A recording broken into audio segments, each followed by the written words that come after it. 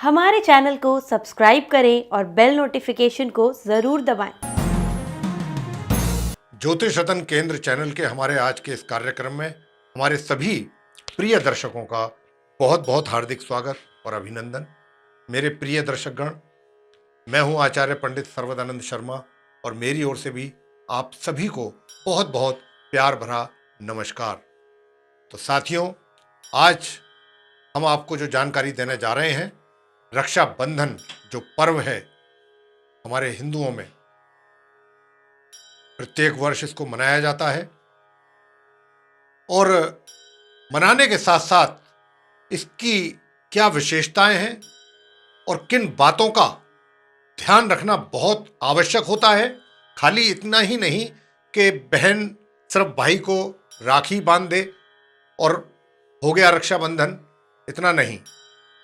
देखिए, रक्षाबंधन जो है, इसके विषय में जब तक हमें पूरी तरह से जानकारी नहीं होगी, इसके महत्व के विषय में जब तक हमको नहीं पता होगा, तब तक इस पर्व के प्रति जो हमारी एक्साइटमेंट है वो कैसे बनेगी। इसके रक्षाबंधन को मनाने का क्या कारण है, क्या इसका महत्व है और क्यों इसको शुभ मुहूर्त में ही बहन को भाई के हाथों में कलाई में राखी बांधनी चाहिए, यह सबसे महत्वपूर्ण चीज है।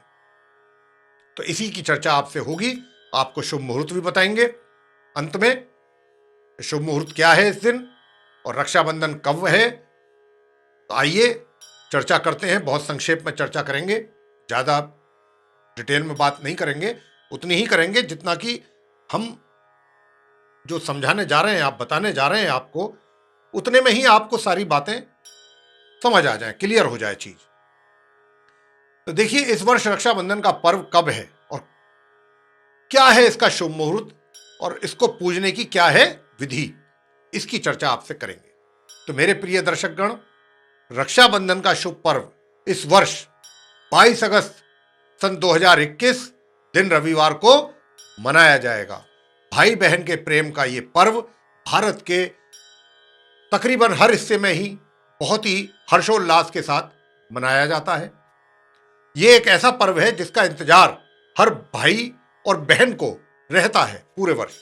और इस दिन बहन अपने भाई की कलाई पर राखी बांधती है, सर्वविदित है, तथा अपने भाई की लंबी उम्र की लिए भी भगवान से प्रार्थना करती है, कामना करती है।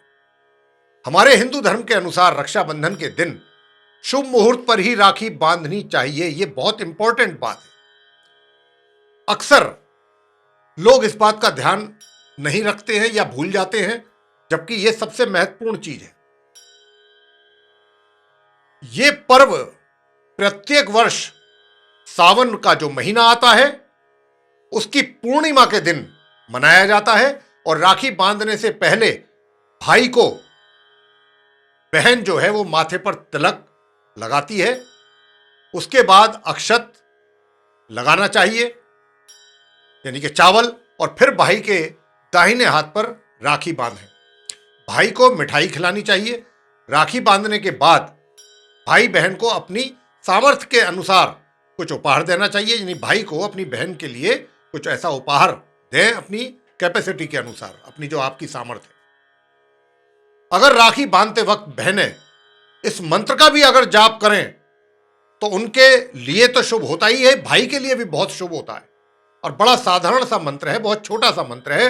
हम आपको इस मंत्र के महत्व के विषय में भी जरूर बताएंगे आगे अभी, लेकिन मंत्र इस प्रकार है, मंत्र आपको उच्चारण करके बता देते हैं। ये आप सुन लीजिए ध्यान से। ओम येन बद्धो बलिराजा दानवेंद्रो महाबलः तेन त्वामपि बदनामी रक्षे मां चल मां चल। ये है मंत्र। एक बार फिर दोबारा से इसका उच्चारण कर देते हैं। ओम येन बद्धो बलिराजा दानवेंद्रो महाबलः तेन त्वामपि बदनामी रक्षे मां चल। ये है मंत्र। इसका मन ही मन आप जाप करें और शुद्ध तरीके से जाप करें, उसमें कोई त्रुटि नहीं रहनी चाहिए, गलत तरीके से उसका उच्चारण ना करें, इस बात का ध्यान रहे। पहले आपको तिलक और अक्षत के महत्व के विषय में भी बता देते हैं। हमारे हिंदू धर्म की मान्यता अनुसार इस दिन बहन अपने भाई को राखी बांधने के बाद उसके माथे पर कुमकुम, केसर या फिर चंदन का तिलक लगाती है। कुछ लोग तिलक में अक्षत यानी कि चावल का भी इस्तेमाल करते हैं, उसी में ही मिक्स कर लेते हैं। बहनें भाई को तिलक क्यों लगाती हैं? दरअसल इसके प्यार और सम्मान जो इसके पीछे कारण है वो यही माना जाता है कि तिलक को लगाने के पीछे प्यार, सम्मान और पराक्रम और विजय का प्रतीक के रूप में देखा जाता है, इसलिए यह तिलक लगाया जाता है। यानी कि मस्तिष्क पे अगर आप तिलक लगाते हैं तो उससे क्या होता है, किस लिए लगाया जाता है? पहले बहुत प्राचीन काल से यह चलता आ रहा है कि जब भी पहले राजा महाराजा जब युद्ध में जाया करते थे तो उनकी पत्नियां घर में और जितनी महिलाएं होती थी उनको तिलक लगाती थी, ताकि उनका एक तरीके से सम्मान बढ़े और वो विजयी हो करके आए, युद्ध में युद्ध जीत करके आए, पराक्रम में उनकी वृद्धि हो। और जब पराक्रम में वृद्धि होगी, विजय श्री उनको प्राप्त होगी, तो निश्चित रूप से उनको प्यार और सम्मान भी प्राप्त होगा। तो तिलक जो है वो इसका प्रतीक है। दूसरा कारण है कि तिलक हमेशा माथे के बीच में ही लगाना चाहिए, बिल्कुल यहां पर माथे में, सेंटर में। इस स्थान को छठी इंद्री या अग्नि चक्र का स्थान के रूप में भी जाना जाता है। तो साथियों, ये जो तिलक है बीच में लगाने से ऐसा मान्यता है कि व्यक्ति की याददाश्त और बढ़ती है और आत्मविश्वास में भी उसकी वृद्धि होती है तथा व्यक्ति को निर्णय लेने की भी क्षमता बढ़ जाती है। ये तिलक जो है बहुत ही अपने आप में एक महत्वपूर्ण चीज है। इसका बहुत सारे फायदे हैं, लाभ हैं और इसके मायने हैं। साथ ही बल बुद्धि में भी वृद्धि होती है। तो इस दिन बहनें अपने भाई के माथे पर तिलक लगाकर उनको अपनी रक्षा करने के लिए भी तैयार करती हैं तथा भाइयों को भी जीवन में सदैव विजयश्री प्राप्त हो। प्रत्येक क्षेत्र में यही उद्देश्य रहता है इसके पीछे। तिलक में अक्षत का क्या महत्व होता है, जिन्हें हम चावल के नाम से भी जानते हैं। अक्षत को अक्षत कहते हैं या चावल कहते हैं, एक ही बात। हमारे हिंदू धर्म में चावल यानी अक्षत हमारे देवी देवताओं को चढ़ाए जाने वाला सबसे पवित्र अन्न माना गया है। मित्रों, सबसे पवित्र अन्न माना गया है। तो यही मान्यता है इसके पीछे कि यदि तिलक में अक्षत का भी प्रयोग करने से व्यक्ति के अंदर एक सकारात्मक पॉजिटिव एनर्जी का संचार होता है और बुरी शक्तियां भी दूर होती हैं और दूर रहती हैं। अब हम आपको यह बताएंगे कि इस मंत्र की क्या महिमा है, जो मंत्र हमने अभी आपको उच्चारण करके बताया था कि जो बहनें हैं जब अपने भाइयों के तिलक करें तो वो इस मंत्र का उच्चारण मनी मन करेंगी तो उनके लिए और उनके भाइयों के लिए भी बहुत शुभ रहेगा हर मामले में। तो क्यों बहनों को राखी बांधते वक्त करना चाहिए इस मंत्र का उच्चारण मनी मन? प्राचीन काल में देवों और असुरों के बीच लगातार 12 वर्षों तक युद्ध हुआ था तथा दानवों के राजा ने तीनों लोकों पर कब्जा कर लिया था और स्वयं को तीनों लोकों का स्वामी घोषित भी कर दिया था। इस पर इंद्र देवता जो थे जब हार गए असुरों से, तो वे देवताओं के जो गुरु बृहस्पति हैं उनके शरण में पहुंच गए और रक्षा के लिए, अपनी रक्षा के लिए उनसे प्रार्थना की कि हमारी रक्षा करें गुरुदेव। और ये जो दिन था श्रावण की पूर्णिमा के प्रातःकाल रक्षाबंधन, इसीलिए इस विधान को माना जाता है कि यह दिन जो था सावन का पूर्णिमा का ही दिन था, प्रातःकाल, जब इंद्र देवता उनसे ये प्रार्थना करने गए थे उनके श्री चरणों में, गुरुदेव के। इस विधान में गुरु बृहस्पति ने इसी मंत्र का पाठ किया था। इसी मंत्र का गुरु बृहस्पति देव ने, इंद्रदेव जब उनकी शरण में आए तो इसी मंत्र का उन्होंने जप किया था। क्यों किया था? वो इसलिए किया था कि इंद्र और उनकी पत्नी जब ये उन्होंने जाप किया उसी समय पर जो इंद्र की पत्नी थी उन्होंने भी इस मंत्र का, दोनों ने एक साथ जाप किया, गुरुदेव के साथ साथ, बृहस्पति देव के साथ साथ उन पति पत्नी यानी कि इंद्रदेव और उनकी पत्नी ने भी उनके साथ साथ इस मंत्र का जाप किया। इंद्र की पत्नी इंद्राणी, जो इंद्राणी के नाम से उनको जाना जाता था, सभी ब्राह्मणों से रक्षा सूत्र में शक्ति का संचार कराया और उसको इंद्र जी के जो दाहिना हाथ है उसकी कलाई में उन्होंने बांध दिया।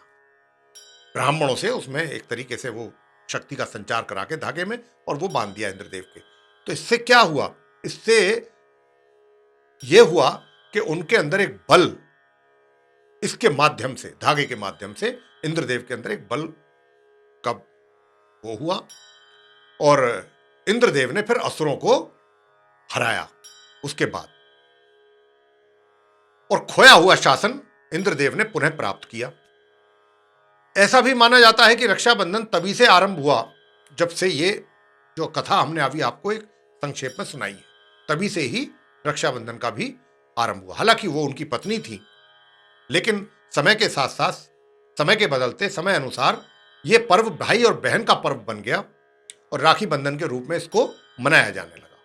तो प्रिय साथियों, ये तो मैंने आपको एक बहुत जो सबसे महत्वपूर्ण, बहुत छोटी कथा थी, वो मैंने उसकी जानकारी दी, और वो इसलिए दी क्योंकि हमने आपको मंत्र के विषय में भी कहा है कि जो बहनें अपने भाइयों के राखियां बांधती हैं, अगर वो इस मंत्र का भी उच्चारण साथ साथ करेंगी तो उनके लिए और उनके भाइयों के लिए ये बहुत शुभ होगा। और उसके पीछे क्या कारण है, रीजन क्या है, वो भी आपको कथा के रूप में हमने बता दिया कि भगवान गुरु, मतलब जब इंद्रदेव जो थे गुरु की शरण में गए बृहस्पति की देव में, तो गुरु बृहस्पति ने इस मंत्र का उच्चारण उनके जीत के लिए किया था और उससे वो फिर जीते असुरों से। यूं तो कुछ और भी कथाएं हैं इस रक्षाबंधन के पर्व से जुड़ी हुई। अगर हम सभी कथाओं के विषय में आपको बात करेंगे या आपके साथ बात करेंगे तो यह वीडियो बहुत लंबा चला जाएगा।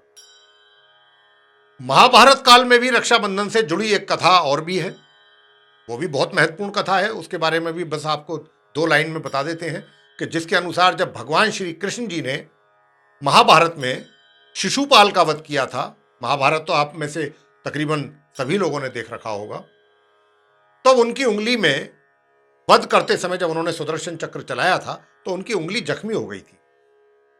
तभी द्रौपदी जो वहां पर सभा में उपस्थित थी, उन्होंने अपनी साड़ी का एक टुकड़ा फाड़ करके उससे भगवान श्री कृष्ण जी की उंगली पर बांध दिया था। यह भी मान्यता है कि तभी से ही, वो भी उस दिन भी श्रावण मास की पूर्णिमा का ही दिन था और तभी से ही इसको रक्षाबंधन के पर्व के रूप में मनाया जाता है। इस प्रकार की और भी इससे जुड़ी हुई कई कथाएं। अब हम आपको बताएंगे शुभ मुहूर्त, और शुभ मुहूर्त में भी यह बात बताएंगे कि देखिए, ये जो हम शुभ मुहूर्त आपको बताने जा रहे हैं, ये 22 अगस्त जिस दिन रक्षाबंधन का पर्व है, 2021 सन, दिन रविवार और तिथि पूर्णिमा। तो राखी बांधने का जो शुद्ध मुहूर्त है वो प्रातः 6:15 से लेकर के शाम 5:33 तक रहेगा। बहुत लंबा समय है आपके पास इस बार, और मैं यहां आपको इसलिए भी थोड़ा सा बताना चाहता हूं कि देखिए, रक्षाबंधन में क्या होता है, हमको शुभ मुहूर्त की तो बात मैंने आपसे कर दी, बता दिया। भद्रा का भी विशेष ध्यान रखना होता है, जो कि बहुत से लोग, बहुत सी बहनें, बहुत से भाई किसी ना किसी कारणवश, बस वो कहते, उनका यही एक उद्देश्य होता है, भाई जल्दी से जल्दी राखी बांध दो, बस किसी तरह बांध दो, भाई जल्दी बंधवाओ, हमें कहीं जाना है, ऑफिस में जाना है, काम है, ये है, वो है। वो इन बातों पर ध्यान नहीं देते। तो भद्रा का विशेष ध्यान दिया जाता है कि भद्रा तो नहीं है उस समय पर जब आप राखी बंधवा रहे हैं। ये जो हमने शुभ मुहूर्त बताया है, ये भद्रा रहित है, यानी कि भद्रा इस बीच में नहीं पड़। भद्रा क्या है? भद्रा शनिदेव की बहन है, और भगवान ब्रह्मा जी का भद्रा को ये शाप था कि आपका जो समय होगा, ड्यूरेशन, जितने समय में आप रहेंगी उतने समय में कोई भी अगर शुभ कार्य करेगा तो उसके लिए वो शुभ कार्य फलित नहीं होगा। और यही कार्य रावण ने भी किया था। उसने भी राखी जो बंधवाई थी वो भद्रा के समय में ही बंधवाई थी, ऐसा कथाओं में मान्यता है, पढ़ने में आता है ऐसा कथाओं में। कि रावण ने भी ठीक 1 वर्ष पहले अपनी बहन से राखी बंधवाई थी भद्रा के समय, और उसका फिर क्या अंत हुआ। 1 वर्ष, अगला वर्ष उसको राखी बांधना नसीब नहीं हुआ। ऐसा कथाएं हैं, कथाएं बोलती हैं। तो इसीलिए साथियों, इस बार भद्रा 6 बजकर, मैंने जैसा कहा कि प्रातः जो मुहूर्त है, शुभ मुहूर्त 6:15 से आरंभ है, शाम 5:33 तक रहेगा। और ये जो शाम प्रातः 6:15 से जो आरंभ हो रहा है, तो भद्रा जो है वो 6:15 से पहले पहले है। जब वो समाप्त हो जाएगी तब ये शुभ मुहूर्त आरंभ होगा। तो हमेशा रक्षाबंधन वाले दिन बहनें और भाई, मेरा सबसे अनुरोध है कि वो इस बात का अवश्य ध्यान रखें कि भद्रा में तो राखी नहीं बांध रहे हैं, वो बहुत अशुभ माना जाता है। तो ये था रक्षाबंधन को लेकर के एक छोटी सी चर्चा, शुभ मुहूर्त के बारे में आपको जानकारी, और किस प्रकार बांधा जाता है राखी, और उसके क्या महत्व हैं, और उसकी विधि क्या है, ये सब आपसे बहुत संक्षेप में चर्चा की है हमने। हम आशा करते हैं हमारा ये वीडियो आपको पसंद आएगा, और अगर पसंद आता है आपको तो आप इसे लाइक करें, शेयर करें, चैनल को भी सब्सक्राइब करना ना भूलें। साथ ही जो बेल आइकन है उसको भी अवश्य दबाइए, ताकि आने वाले दिनों में हमारे जो भी नए कार्यक्रमों के वीडियोस हैं वो भी आप तक आसानी से पहुंच सकें, और आप उनका भी समय अनुसार लाभ प्राप्त कर सकें।